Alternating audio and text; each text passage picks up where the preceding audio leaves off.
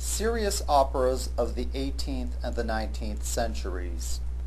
We follow the progress of opera from its invention in the Renaissance to what it became during the 18th century. And we will continue to do so for serious opera, and we're going to undertake a comparison between the serious operas of the 18th centuries and those of the 19th century.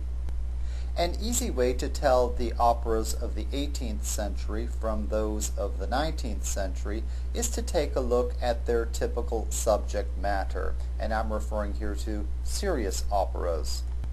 Every opera that we've examined to date in this course has had a classical subject, and in fact this was the norm throughout the 18th century. Indeed, that's the way it was for all serious operas right from the birth of opera in the 16th century. Although there are a number of 19th century operas that have classical subjects, taste changed considerably from the 18th through the 19th centuries. Indeed, although the people of the later 18th century had a strong nostalgia for the glory days of ancient Greece and ancient Rome, during the 19th century, during the Romantic era, they developed a nostalgia for the Middle Ages. And this is reflected in the greater variety of subjects for operas of the 19th century. During that time, we see numerous operas with medieval subjects. I've already mentioned that there was a strong nostalgia for the Middle Ages during that time. And some of the most successful and some of the most beloved and some of the best remembered operas of the 19th century had biblical subjects. These are not the sorts of things that you would find in the operas of the 18th century. So this is a good point of comparison between the serious operas of these two centuries.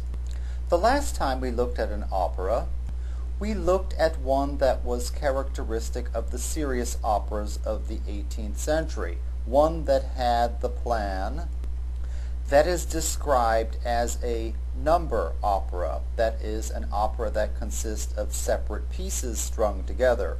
Recitative, stop, aria, stop, recitative, stop, aria, stop, and so on.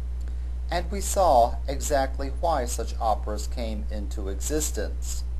People of the time went to the operas not to hear the stories of them that would be told in the recitatives or to follow the dramatic action which was revealed in the recitatives, but rather to be entertained by the splendid da capo arias, those display pieces or concerti for the voice. In the 19th century, however, composers began to feel the need to maintain a certain dramatic flow in their operatic compositions. Although they still used traditional types of operatic music, recitative, aria, arioso, and chorus, they took these pieces or numbers and merged them into integrated scenes. Although this process did not automatically tame audiences, they still did talk during recitatives or whenever they felt like it during an operatic performance. The emphasis in operatic composition was not so sharply differentiated during the 19th century as it was during the preceding century. Recitatives became more important to opera, and audiences therefore began to pay more attention to them.